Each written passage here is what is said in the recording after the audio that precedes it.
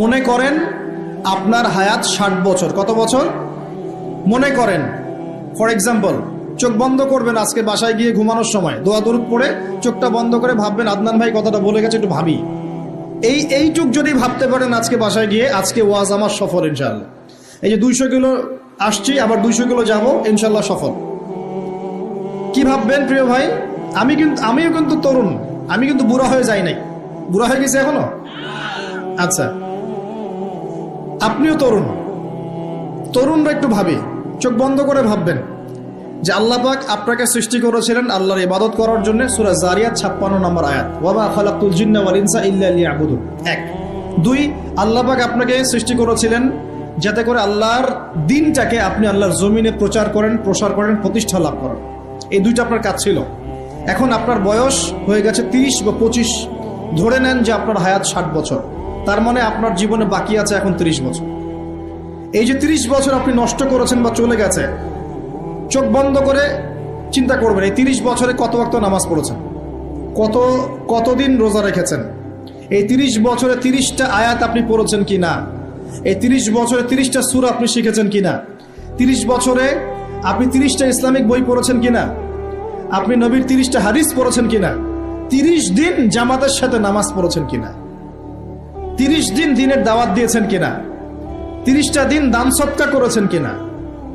আমি খুব বেসিক কথা বলছি, আমি বলিনি আপনি 30 দিন 30টা যুদ্ধ করেছেন কিনা, এই কথা বলিনি। আমি আপনাকে বেসিক কথা বলছি, একদম বেসিক প্রাইমারি কথা। আপনি 30 দিন নামাজ পড়েছেন কিনা, 30টা রোজা ঠিক মতো রাখছেন কিনা, আপনি কি 30 বার মেয়েকে দেখে চোখ নামাতে পেরেছেন কিনা, আপনি কি 30টা সূরা শিখেছেন কিনা, 30 বার আপনি কি রাসূলের জীবনী পড়েছেন কিনা, তার হাদিস পড়েছেন কিনা, আপনি কি নবী সাল্লাল্লাহু আলাইহি ওয়াসাল্লামের স্ত্রীদের নাম জানেন কিনা, তার জীবনী জানেন কিনা, আকীদা কি জিনিস আপনি জানেন কিনা, 30টা মাসলা মাসাইল আপনি বোঝেন কিনা। আপনি চিন্তা করবেন আজকে, এই একটা চিন্তা আপনার জীবনটাকে বদলে ফেলবে ইনশাআল্লাহ। এই একটা চিন্তাই যথেষ্ট আপনার জীবনকে বদলে ফেলার জন্য। এই চিন্তাটা আরেকভাবে করবেন, এটা ভাবার পরে আপনি চোখটা খুলবেন, চোখটা খুলে সাদা কাগজ নিয়ে বসবেন, উঠে বসবেন, বসে আপনি লিখবেন। এই যুবক ভাই শোনেন, বসে আপনি লিখবেন। কি লিখবেন? আপনি লিখবেন এই 30 বছরে আপনি কতগুলো গুনাহ করেছেন, আপনার মনে পড়ে কি কি। হয়তোবা, আমি দোয়া করি যেন এমনটা না হয়, তবে হয়তোবা আপনি খুঁজে পাবেন এই 30 বছরে আপনি বেনামাজি ছিলেন, হয়তোবা। দাঁড়ান, 2 আপনি হয়তো দেখবেন আপনি অনেক দিন রমজানের রোজা রাখেন নাই। আপনি দেখবেন হয়তো আপনি দান সদকা তো করেন নাই, রিকশালাকে থাপ্পড়ও দিয়েছেন। আপনি হয়তো দেখবেন যে হলে সিট বুকিং এর জন্য হকি স্টিক নিয়ে মারামারি করেছেন। আপনি হয়তো দেখবেন যে 30 বছরে 30টা মেয়ের সাথে সম্পর্ক করা শেষ। আপনি হয়তো দেখবেন যে আপনি অলরেডি পতিতলায় ভিজিট করে চলে আসছেন। আপনি 30 দিন, এই 30 বছরে 30 বার কমপক্ষে এই মাদকের আসরে বসেছিলেন, এবং 30 বছরের বহু সময় আপনি অনলাইনে নষ্ট করেছেন, পর্নোগ্রাফি দেখে নষ্ট করেছেন, গোপনে পাপ করেছেন, হ্যাঁ, আরো অনেক কিছুই করেছেন। আপনি হয়তো এটা খুঁজে পাবেন। মিথ্যা বলেছেন, প্রতারণা করেছেন, মাপে কম দিয়েছেন, অন্যের উপর অত্যাচার করেছেন। আপনি আপনার যৌবনকে কাজে লাগিয়ে, এই শক্তিটাকে কাজে লাগিয়ে আপনি ইসলামের বিরুদ্ধাচরণ করেছেন, হয়তো এটাও পাবেন। এই একটা চিন্তা যদি করতে পারেন, এখন আপনার সামনে এখন রাস্তা দুটা। আপনার বাকি বয়স আছে এখন 30 বছর। ওয়াল আসরি, সময়ের কসম। আপনার সময়, আপনার জীবনের সময়টাকে মূল্যায়ন করতে হবে। সময়ের কসম, হয় যদি আমার 30 বছর বাকি থাকে, এখন এই বাকি যে আছে কি না আমিও জানি না, কেউ জানে? অনিশ্চিত পরীক্ষার হল, কেউ জানে না খাতা কখন কেড়ে নেওয়া হবে। আর এটা কারাগারের জীবন, মানে কারাগারে বসে কেউ নিজের মন গড়া পদ্ধতিতে চলতে পারে না, যেরকম রুটিন সেরকম চলতে হয়। কারাগারের জীবনে বসেই আপনি সুদ খাচ্ছেন, কারাগারে বসেই ঘুষ খাচ্ছেন, কারাগারে বসেই জেনা করছেন, কারাগারে বসেই বেনামাজি থাকছেন, কারাগারে বসেই হোয়াটসঅ্যাপে মেসেঞ্জারে মেয়েদের সাথে প্রেম করছেন, কারাগারে বসে। এটা কারাগারের জীবন। তো কারাগারের জীবন যদি বাকি থাকে আর 20-30 বছর, আপনার সামনে এখন রাস্তা 3টা। 1, আপনি কি গতানুগতিক যেভাবে চলেছেন সেভাবেই শেষ করবেন জীবনটা? যদি শেষ করে দেন, তাহলে পৃথিবীর ইতিহাস থেকে আপনার নাম একদিন মুছে যাবে। আপনি একাই কবরে শুয়ে থাকবেন, আপনার আত্মা ইল্লিনে না গিয়ে সিজ্জিনে চলে যাবে। পৃথিবীর কোনো মানুষ আপনাকে মনে রাখবে না, আপনি একাই আযাব ভোগ করতে থাকবেন, কেউ আপনাকে বাঁচাতে আসবে না, শেষ। এবং এই আযাব একবার শুরু হলে কোনোদিনও শেষ হবে না, কোনোদিনও না, কবরেও, হাসরেও, বারজাখেও এবং আপনার জাহান্নামেও। এটা একটা অপশন। 2 নম্বর অপশন, আপনি নিজেকে সংশোধন করলেন, সংশোধন করে গতানুগতিক মুসলিম হলেন। গতানুগতিক মুসলিম কেমন?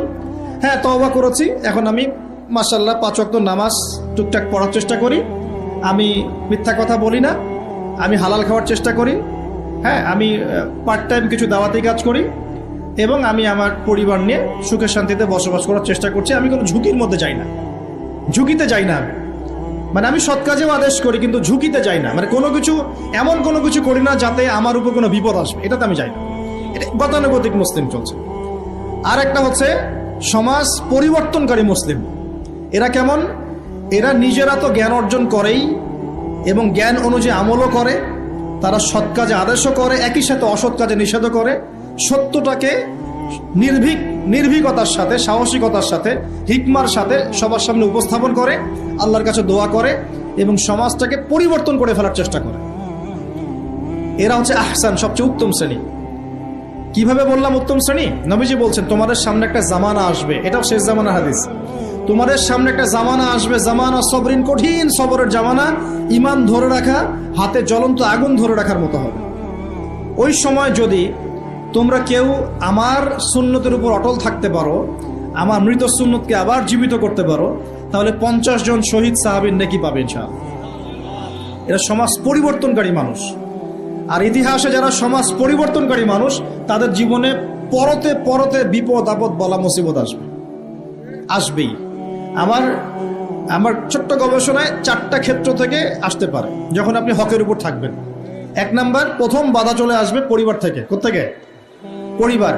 আপনি গতানুগতিক মুসলিম হলে আপনি সব জায়গায় পার পেয়ে যাবেন, কিন্তু যদি একটু কঠোরতা প্রয়োগ করেন যে আমি একদম কোরআন সুন্নাহর 100% ফলো করতে চাই, আমি এমন না যে নামাজও পড়ি শুধু খাবো, এমন হব না। আমি নামাজও পড়বো, শুধু খাবো না, আমি রোজাও রাখবো, আমি যাকাতও দেব, আমি হজ উমরাও করবো, আল্লাহর বিধানের প্রতি শ্রদ্ধাশীলও থাকবো, চেষ্টা করবো ইসলামটা প্রসার করার প্রতিষ্ঠার চেষ্টা করবো। তখন আপনার প্রথম বাধা আসবে পরিবার থেকে। দাড়ি রাখছো কেন? দাড়ি রাখলে তোমাকে এরকম লাগে। হ্যাঁ, তুমি ট্রাক্টরের উপরে কাপড় কেন পরলে তোমাকে অমন লাগে? আগে তো গিটার বাজাইতা, আগে তো গান গাইতা, আগে মেয়ে নিয়ে থাকতা, ভালো ছিল, এখন কেন সারাদিন বই নিয়ে পড়ে থাকো, ইসলামিক বই নিয়ে পড়ে থাকো, নামাজ নিয়ে পড়ে থাকো? হ্যাঁ, কি পরিবর্তন হলো? বাবা মার টেনশন, এখন পিতামাতার টেনশন। কেউ এরকম অ্যাডভার্টাইজ বানিয়ে টিভিতে দেখাচ্ছে, এগুলা দেখেন নাই? আগে ছেলে ভালো ছিল, হঠাৎ করে কি পরিবর্তন হয়ে গেল। হ্যাঁ, সুবহানাল্লাহ। আল্লাহর পথে ফিরে আসা মানুষের ক্রাইটেরিয়া এগুলো মেনশন করে করে বলছে, এগুলো দেখা গেলে যোগাযোগ করবেন স্থানীয় কর্তৃপক্ষের সাথে, ওই ছেলের মধ্যে সমস্যা আছে। আস্তাগফিরুল্লাহ, আস্তাগফিরুল্লাহ। একজন ব্যক্তি গিটার বাজাতো, গান গাইতো, মাদকের সাথে ছিল, মেয়ে নিয়ে ফুর্তি করতো, সেখান থেকে এসেছে নামাজ পড়ছে, এই জন্য কি সে জঙ্গি হয়ে যাবে? এখন সে মাশাআল্লাহ কোরআন তেলাওয়াত করছে, কোরআন বোঝার চেষ্টা করছে, আলেম ওলামার কাছে গিয়ে পরামর্শ করছে, হাদিস পড়ছে, এই জন্য কি সে জঙ্গি হয়ে গেছে? পশ্চিমারা যা গিলায় আমরা তাই গিলি। পশ্চিমারা যা গিলায় আমরা তাই গিলবো কেন? ওদের কাছে কিসের জ্ঞান আছে? পশ্চিমাদের কাছে কোরআনের জ্ঞান আছে, হাদিসের জ্ঞান আছে। ও সিলেক্ট করে দিবে যে কোনটা জিহাদ আর কোনটা জঙ্গিবাদ। আশ্চর্য একটা ব্যাপার। কোরআন এবং সুন্নাহর চর্চা যদি মুসলিমরা করে, তাহলে কি তারা সন্ত্রাসী হয়ে যাবে? ওরা তো চাইবেই যেন আমরা এই কাজগুলো না করি, ওরা তো চাইবেই যাতে আমরা কোরআন সুন্নাহর চর্চা না করি। ওরা যা বলে সেই ভাষায় আমরা কথা বলা শুরু করেছি। ওরা বলছে, একটু পরে আমি বুঝাচ্ছি আপনাদেরকে, ওরা বলেছে যে জ্ঞান সেটাই, ভালো করে বোঝেন, জ্ঞান সেটাই যেটা পরীক্ষা নিরীক্ষা, যুক্তি বিজ্ঞান, দর্শন দিয়ে লাভ করা যায়। আর আমরা বলছি আল্লাহর ওহী হচ্ছে চূড়ান্ত জ্ঞান। আল্লাহর ওহী কি? চূড়ান্ত জ্ঞান। এই যে জ্ঞানতাত্ত্বিক পার্থক্য, ওরা যা দেখে না তাতে বিশ্বাস করে না, এই কারণে তারা জিনে বিশ্বাস করে না, আত্মায় বিশ্বাস করে না, আল্লাহ বিশ্বাস করে না, ফেরেশতায় বিশ্বাস করে না, পরে আগের আসমানি কিতাবে বিশ্বাস করে না, নবী রাসূলে বিশ্বাস করে না, কবরের আযাব, জান্নাত জাহান্নাম, মিজান, পুলসিরাত কোনো কিছু বিশ্বাস করে না। কেন করে না? ওদের এপিস্টেমোলজি হচ্ছে, জ্ঞানতাত্ত্বিক দর্শন হচ্ছে যা দেখি না বিশ্বাস করি না। আর ওই দর্শনটা আমরা কাট পেস্ট করে নিয়ে আমাদের ছোট ছোট বাচ্চাদেরকে এখন গিলাচ্ছে এইগুলো। এখন ওই দর্শন কেন ফলো করবো আমরা? আমাদের দর্শন হচ্ছে চূড়ান্ত জ্ঞান কার পক্ষ থেকে আসে? আল্লাহর পক্ষ থেকে আসে। আল্লাহ যা সত্য বলেছেন তাই সত্য, আল্লাহ যা মিথ্যা বলেছেন তাই মিথ্যা। আল্লাহর ওহী চূড়ান্ত সত্য মিথ্যার মানদণ্ড, মানুষের যুক্তি বিজ্ঞান দর্শন নয়। এই জায়গায় তো পার্থক্য, সে করেই তো পার্থক্য। এই জ্ঞানতাত্ত্বিক সংজ্ঞায় পার্থক্য বলেই তো আপনাকে ডারউইনের মতবাদ পড়াচ্ছে, কারণ সে তো বিশ্বাসই করে না যে মানুষকে আল্লাহ সৃষ্টি করেছেন। আর আমরা বিশ্বাস করি আদম আলাইহিস সালামকে সৃষ্টি করেছেন কে। অতএব এই মতবাদের আমাদের কোনো প্রয়োজন নাই, কারণ আমরা তো জানি কোরআনে আল্লাহ পাক এটা বলেছেন। যে জানে না, যার কাছে কোরআন নাই, যার কাছে হাদিস নাই, তার ওই মতবাদের প্রয়োজন আছে, আমার তো নাই। ওরা যা বলে আমরা তাই গেলার চেষ্টা করি। ওরা এগুলো সংজ্ঞা শিখিয়ে দিয়েছে যে মুসলিম যুবকরা এরকম এরকম করলে তারা খারাপ হয়ে যাবে, এখন ব্যাস এটা প্রচার করা হচ্ছে। আশ্চর্য বিষয়। আমরা তো চাইবো প্রত্যেক ঘরে ঘরে কোরআনওয়ালা মানুষ তৈরি হোক, হাদিসওয়ালা মানুষ তৈরি হোক, নামাজি হয়ে যাক সবাই, তাহলে সমাজে শান্তি আসবে। একজন নামাজি ব্যক্তি বেশি ভদ্র হয় না বেনামাজি ভদ্র হয় বলেন? তার নামাজ মানুষকে শৃঙ্খলা শেখায় না, কোরআন মানুষকে মানবতা শেখায় না। কোরআন সুন্নাহর কোনো জায়গায় কি বলা আছে নিরপরাধ কোনো মানুষকে হত্যা করতে হবে? বরং আমি তো একটা আয়াত বললাম, কেউ যদি একজন মানুষের জীবন বাঁচায়, সূরা মাইদা আল্লাহ পাক বলছেন, কেউ যদি একজন মানুষের জীবন বাঁচায় সে যেন পুরো মানব জাতিকে বাঁচালো, বলি আলহামদুলিল্লাহ। আর কেউ যদি কোনো মানুষকে অন্যায়ভাবে হত্যা করে সে যেন পুরো মানব জাতিকে হত্যা করলো।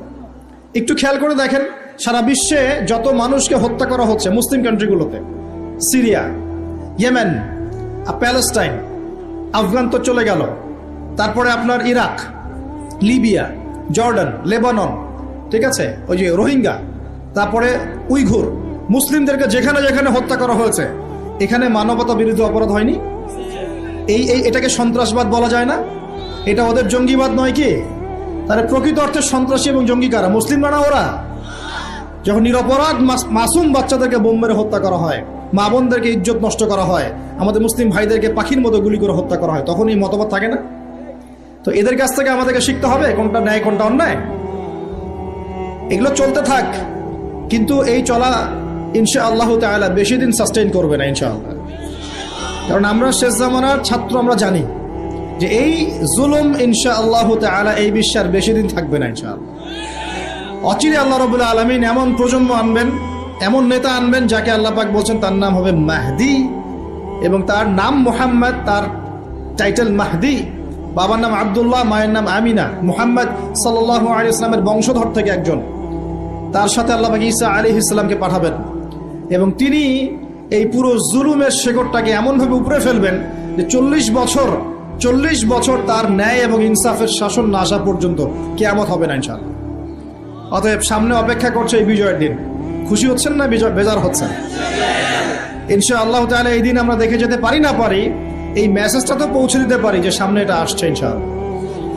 আমাদের কিছু দায়িত্ব আছে, আমি সেদিকে পরে আসবো ইনশাআল্লাহ।